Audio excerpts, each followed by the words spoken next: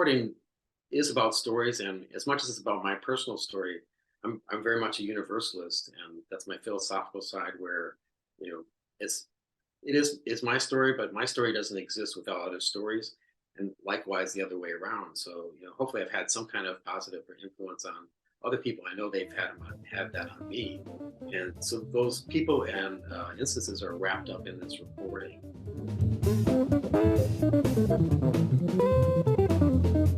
Hey everybody, it's Mike Jeff for Chicago Jazz Magazine, ChicagoJazz.com, and welcome to another episode of Around Town.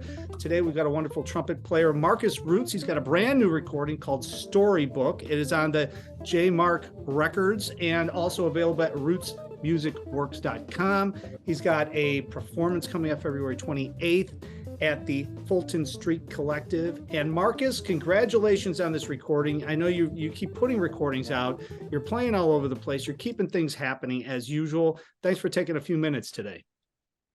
Absolutely. Yeah. Thanks, Mike. Thanks for having me on the podcast. And I really appreciate your comments and introduction. I'm excited to talk about the recording, and we do have the performance coming up at Fulton Street. And we'll play the music from the recording as well, perhaps some new compositions too. I just had something on the first of the year, in fact. Of course, you keep writing, you keep composing, but this recording, okay, Storybook, right? And the thing I love about this, and I know we talked a little bit offline before we came on and started doing the show, but I love the fact that this is like written in chapters.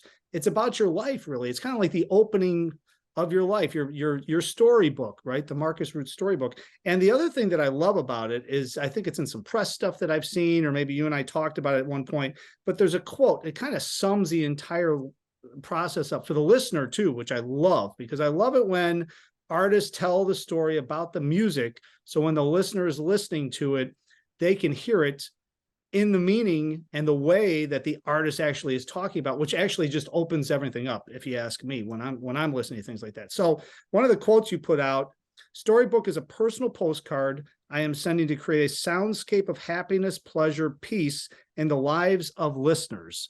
I love that. And, let's talk a little bit about this. It's your storybook. So talk a little bit about just coming up with the concept of thinking about, hey, you know what, I'm going to write something, call it Storybook, and kind of open up my life through music. Yeah, absolutely. As we were talking about just before the process here, the recording is about stories, and as much as it's about my personal story, I'm very much a universalist, and that's my philosophical side. Where it's my story, but my story doesn't exist without other stories, and likewise the other way around. So hopefully I've had some kind of positive or influence on other people. I know they've had that on me, and so those people and instances are wrapped up in this recording, right from the start. In fact, it's opening is really, everyone experienced this in 2020 with the global pandemic, but that's as a result of that time period being let's say limited in movement and everything else. I began a podcast as a composer in residence with the Rose Theater from Washington, D.C. And that is a theater group which is all about stories, So Yeah. That music is weaving in and out Rhapsody in Blue themes, arrangements based on George Gershwin's music, populate that podcast and within those stories. And, the first tune is a derivative of that. It's a riff or a phrase from Rhapsody in Blue, which I extended, reharmonized, and that opens up the recording. And then, thinking about it and pulling back and thinking about it in a bigger picture, just thinking about my own story and how I've been influenced. And a lot of it has been Miles Davis. He's on the other side of the room, by the way. Miles Davis, and I've read so many times, and I'm sure anyone who's interested in him or in the music in that period has read about how, he moved to New York City and, went to Juilliard for a time and then was on 52nd Street, and how much Charlie Parker influenced him. And clearly that's the case. Yeah. But then you kind of turn it around, like, well, him showing up there, that influenced the others, including Charlie Parker to some extent also. So that's kind of the idea, is that we're all wrapped up in each other's realities. You know what I love about the way you did this as well. And, you know, I've talked to hundreds of musicians, obviously, over the years and did interviews with them. And when I talk to the composers and the arrangers, specifically, I'm always curious about the process and about the concept. But I think you're the first person, because this is laid out in chapters. And I think you're the first person that's ever put something together that I've talked to in almost like a book form, right? Like a story book, thus the name, but with chapters. There's an intro, there's an epilogue. And what you talked about, Miles Davis, kind of goes into the next chapter and the next chapter. So the first chapter on there is called Everyday Life. And to me, that's kind of the ebb and flow of Markus's life, right? So, I mean, to put the concept together, I mean, you know, you might wake up and you're cranking really hard, and then things slow down in the middle of the day, and then things are getting hectic again, and things are going on and on. I mean, did you start off with a melody? Did you start off with just the concept and then say, you know what, I'm going to start something hectic, then I'm going to slow it down, or vice versa? I mean, how did you sit down and say, how am I going to write about my everyday life and put compositions around that before we even get to the next chapters, which are pretty meaningful as well? Thanks. A little bit of both. I had some forethought for sure to put it into that design. Part of that design with the epilogue and all the prologue, the epilogue, and the chapters in between are really part of, you know, the story, like we were saying, about how people influence us. So on one of the pages of my website, which I've been working quite a bit on to try to bring up to a better standard than where I had it, there's a page called Lagniappe, and Lagniappe is a little something extra, the New Orleans term that, you know, has that meaning, and that within that there's a list of books and recordings that influenced me early on. One of those is The Rise of Theodore Roosevelt, believe it or not. This is one winter day when I was, you know, we were kind of snowed in the past. I'll just we'll name it that day. I was, you know, kind of in our family room or spare rooms. My mom had a bookshelf, and there was a Reader's Digest condensed book on it. So I read that story about Theodore Roosevelt. But wow, this guy had like 6 lives, you know, just things he did with the resources he had. Of course, his family was well off. Nonetheless, he overcame a lot, and his story was so interesting. You know, overcoming asthma by you know, you'll appreciate this, by his physical exercise. As a child. Yeah. But the point really is that it's so interested me that I went to the library and checked out another book. And so the writer is Edmund Morris, and Edmund Morris wrote this and then followed up with a later book, Theodore Rex, second half of his life. The first book biography goes into the first part of his life up to his presidency. The rest is the rest of his life. Point being is that it influenced me quite a bit, and the way he lays out the book is similar in nature with it. The prologue, epilogue, each chapter has a quote, part of a poem or something that would introduce the chapter.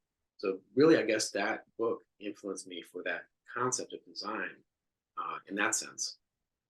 Well, you know, it makes a lot of sense, especially, you know, composing music and you're telling a story. I mean, whether you're telling your life story or whether you're talking about somebody from the 1800s and you're composing music. I mean, there's hundreds and hundreds of composers out there that have written themed pieces of works around certain historical figures and a tribute to them.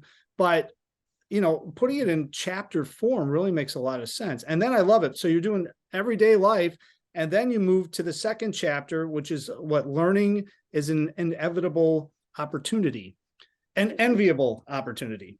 And, you know, and then you talk about some of your influences and you write pieces to them, or you also play a couple of tunes in homage to them. So you pick that out, and then you go into the last part of it, the sentiments, right? And those are songs that have influenced you, even though you didn't really know the artist, but you knew the artist through their music. So just talk about, I mean, I'm sure you probably had hundreds of influences. I mean, with your playing and stuff. I mean, you will it down to 3, with 3 or 4. I mean, which better person than me, because when somebody asks me, who are my influences? I could go on for an hour. Of course, if anybody watching the show, they know I can go on for an hour by myself anyways. So I will stop talking, but that's I'm curious about that, because I think it's really interesting how you pinpointed it. And so you must have a story about some of these either songs or these artists that really affected you in order to put this into the context of the compositions. Well, absolutely. Yeah, that's it exactly. So you mentioned the first chapter. The first chapter is the straightaway, or the here and now. That describes what you just mentioned. It's everyday life, the ups and downs. We like to explore Chicago. My wife has lived here her whole life essentially, and me for a couple decades now, I guess. And this is where my family's from. But nonetheless, we like to get out. I mean, 77 neighborhoods, plus some coming maybe Yeah. as I'm reading. Um, but we love to just kind of like just have that escapade. We call it an escapade.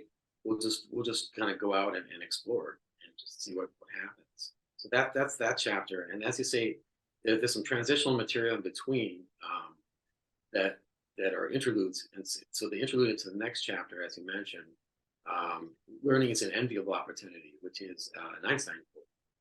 And so that's kind of an homage to him, and his work as a just a genius, as well as an educator as well, and also influence on my own mother, who was a physicist as well.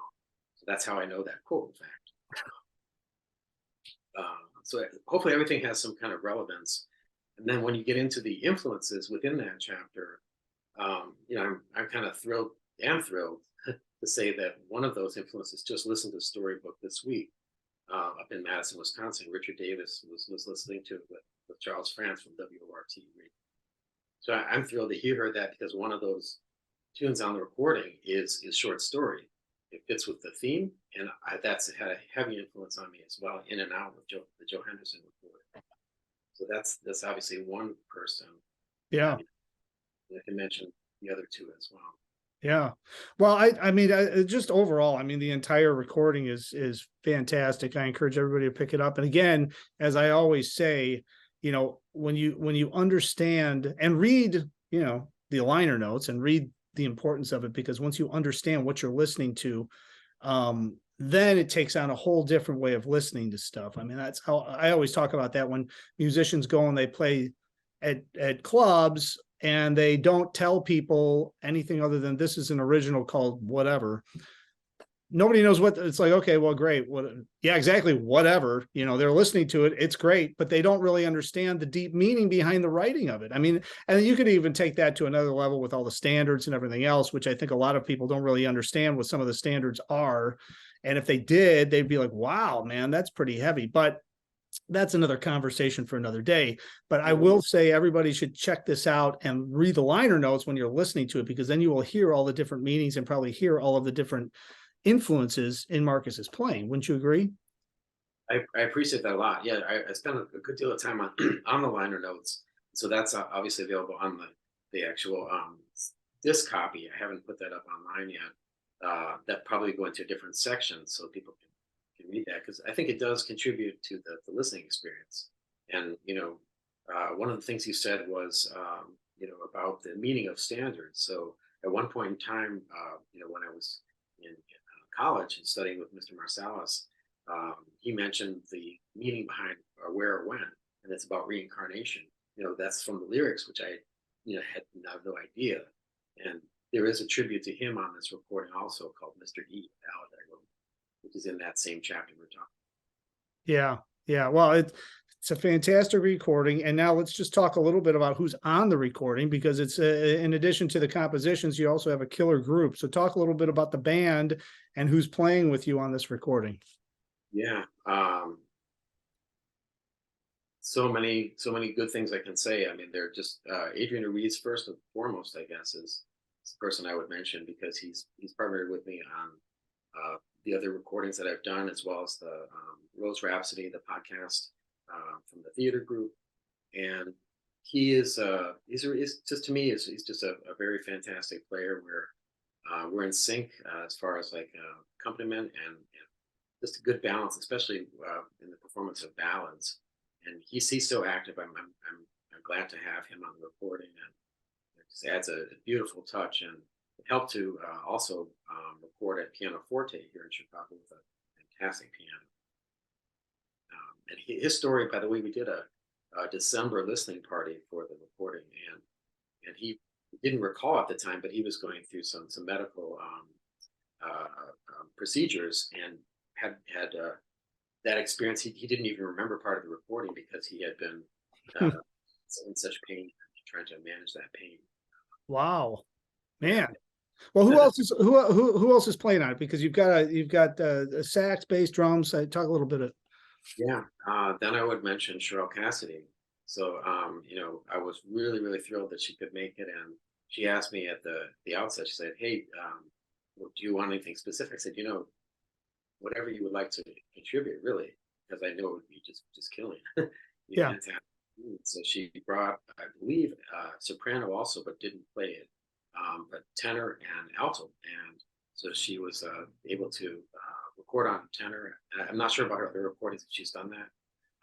However, I was really thrilled to do that, and actually had another saxophonist listen to it and comment that the harmony, or the synchronicity, let's say, between trumpet and saxophone was great. That was Bryce Winston from my other recording. So I take that as a good resource. Who else? The other people, Kurt Schweitz and Samuel Peters, bassists in varying degrees. So Samuel plays on the recording session. So there were four altogether in a short period of time. And Samuel plays with Kyle Swan on drums on the quintet versions of tunes, to include the other tribute, which is Kenny Dorham for a Buffalo, the blues tune, with some slight reharmonizations. And then we have Kyle Ashe on guitar. I was thrilled that he could make it, and that added another element that I wanted to do for a while, which is a duet, trumpet guitar duet on Bow and Soul Eyes, which I love so much, by Mal Walker. Yeah.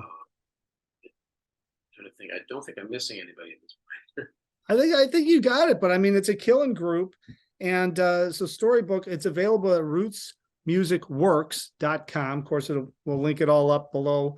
And then, of course, Fulton Street Collective, you're going to be performing February 28th, Tuesday night, the second group that night. But we'll put a link there so you can check it out. It's Chris Anderson's Fulton Street Collective jazz series over there, 1821 West Hubbard in Chicago. And man, Markus, congratulations, man. This is quite a recording. And I'm glad you put it out. I think it just came out in maybe December? No, it's just coming out now, right? Yeah, February release. That's it. Yeah, because you did a little pre-stuff, but it's February release. So that's coming out now. So you've got an entire year to go and play this all over the place and make sure people can experience it live and in person, because that's always the best way to experience music. But of course, if you can't, pick up the recording at rootsmusicworks.com. Markus, thanks so much for jumping on with me today, man. Congratulations as usual. And I hope to see you somewhere in person very soon. Appreciate that. It would be good to see you. Yeah, absolutely. And I want to thank everybody for watching as usual. Of course, all the information is at chicagojazz.com. And until next time, hopefully I will see somebody out on the scene.